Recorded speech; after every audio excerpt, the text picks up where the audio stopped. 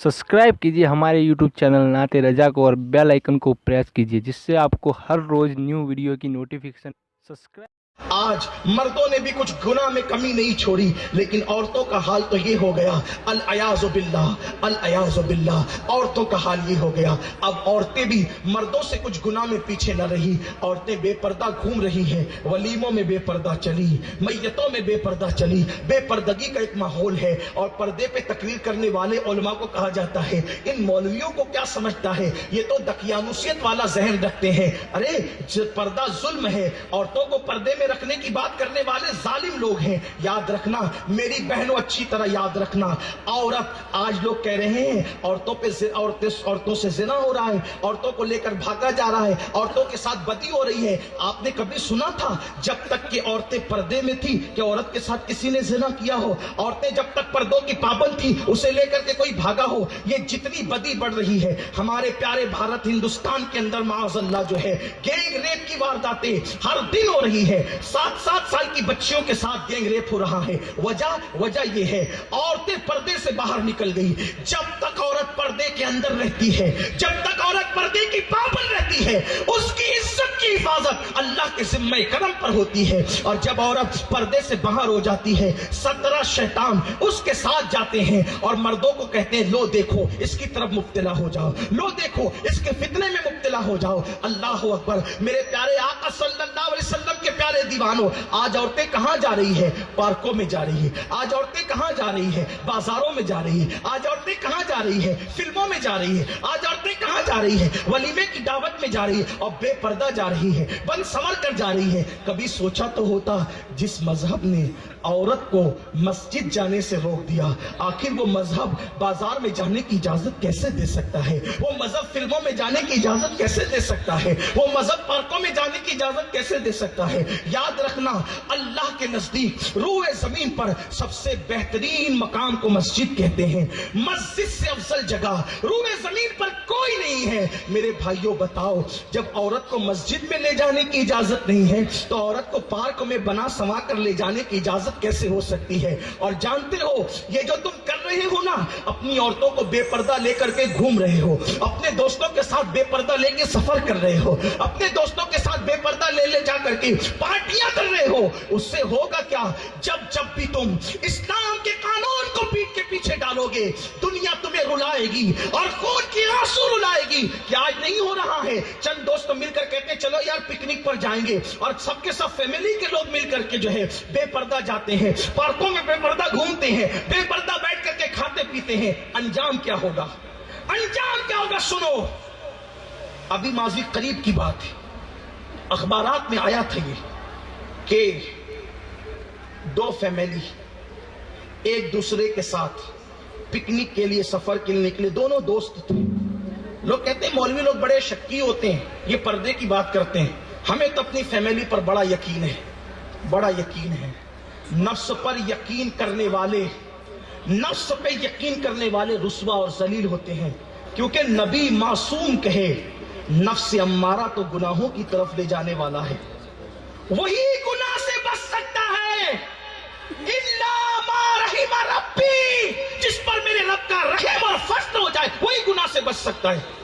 नबी कह रहा है कि मैं अपने नफ्स पर यकीन नहीं करता। तुम्हें बीवी के नफ्स पे यकीन है, तुम्हें दोस्तों के नफ्स पे यकीन है, तुम्हें अपने नफ्स पे यकीन है। ये नफ्स क्या है? नफ्स शैतान का बड़ा भाई है। नफ्स, जब शैतान इतना नुकसान करता है तो नफ्स कितना नुकसान करेगा? तुम नफ्स पे यकीन कर रहे हो, ये दुश्मन है। नफ्स दुश्मन। इमाम अहले सुन्नत ने भी कहा है, रजा नफ्स दुश्मन है, दम में ना आना। रजा नफ्स दुश्मन है, दम में ना आना। कहां तुमने देखे हैं चंद्राने वाले? जो अपने दुश्मन पे भरोसा करे उसका अंजाम क्या होगा?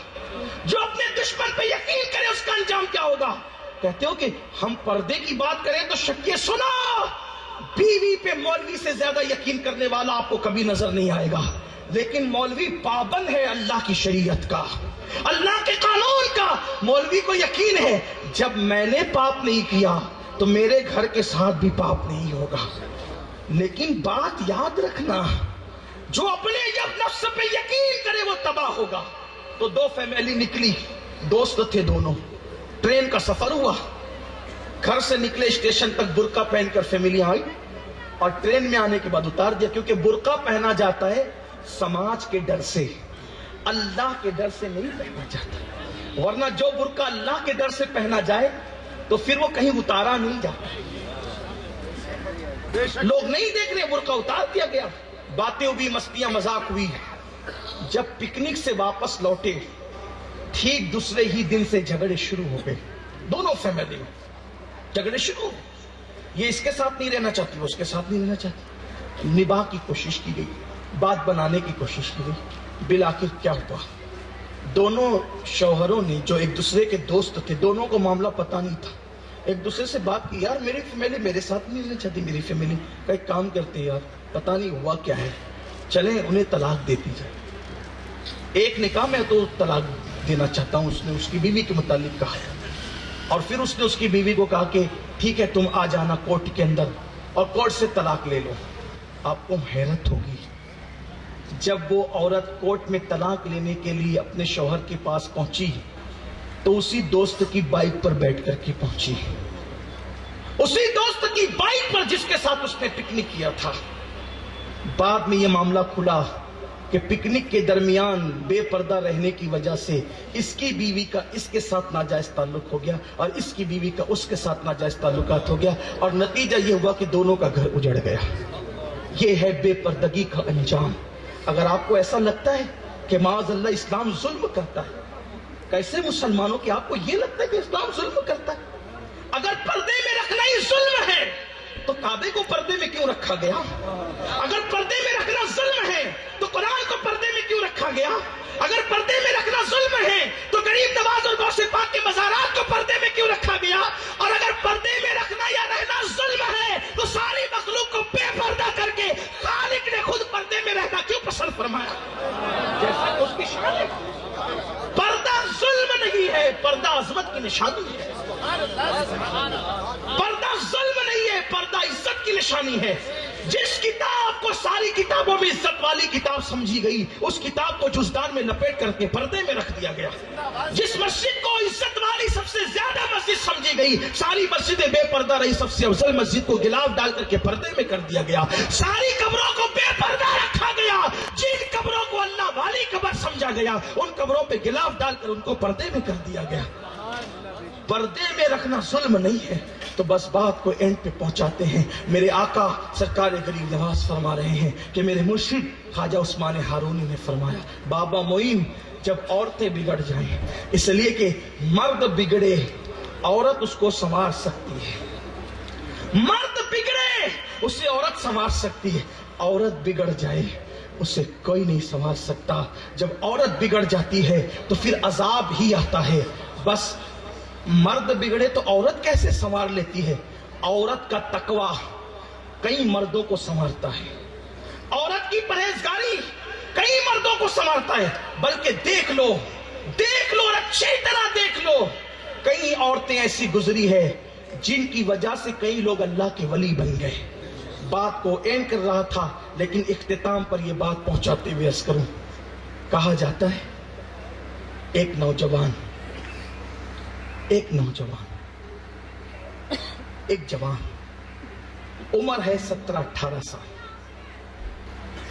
एक लड़की से उसकी नजर चार हो गई। देखना, एक लड़की का तकवा, अगर औरत सुधरी हुई हो माशरे में, औरत का बड़ा निजाम है। मर्द पढ़ता है तो उतना फायदा नहीं होता, लगे मर्दों को भी पढ़ने का हुक्म है। मर्द ने पढ़ा, फर्द ने पढ़ा, औरत ने पढ़ा, पूरे माशरे ने पढ़ा। मर्द नमाजी बना तन्हा बनेगा, औरत नमाजी बनेगी पूरा घर नमाजी बनेगा। क्योंकि माँ जिस घर में नमाजी होगी उस घर की हर औलाद नमाजी होगी। जिस घर की माँ दीनदार होगी वो पूरा घर दीनदार होगा।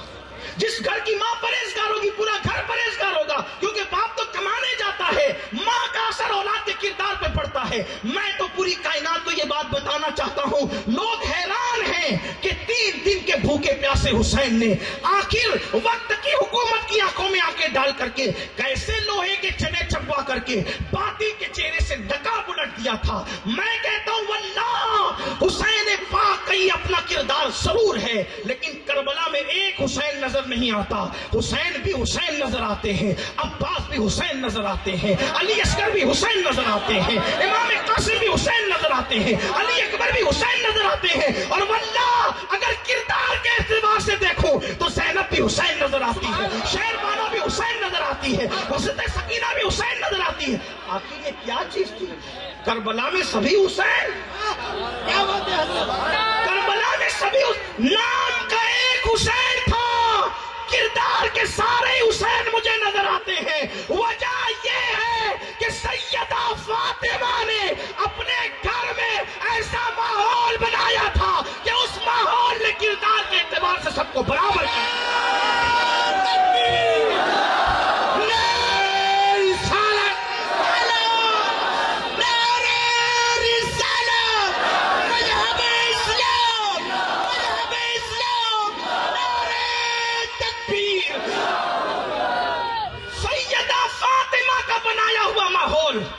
घर में रहा, बहुएं आई तो उसी माहौल में ढल गई, बेटियां बड़ी हुई तो उसी माहौल में ढल गई, पोतियां बड़ी हुई तो उसी माहौल में ढल गई, नवासियां बड़ी हुई तो उसी माहौल में ढल गई, पोते बड़े हुए, उन्होंने सैयदा को नहीं देखा, लेकिन माहौल जो सैयदा ने घर का बनाया था सब के सब उसी माहौल में ढल गए। बल्कि अल्लाह अकबर, अगर कोई मसला हो जाए तो हमारे घर की औरतें कहती थोड़ा सा बैकफुट पर आ जाओ, छोड़ो ये सब झंझट, जान बच जाएगी।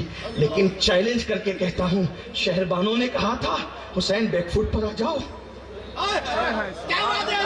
जनाब लैला ने कहा था पीछे हो जाओ, सैयदा ज़ैनब ने कहा था पीछे हो जाओ। जो आज़म हुसैन का खैमे के बाहर था वही आज़म खवातीन का खैमे के अंदर था।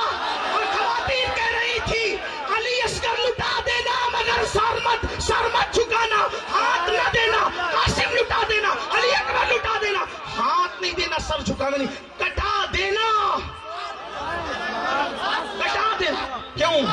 क्यों? सैयदा फातिमा का बनाया हुआ माहौल था।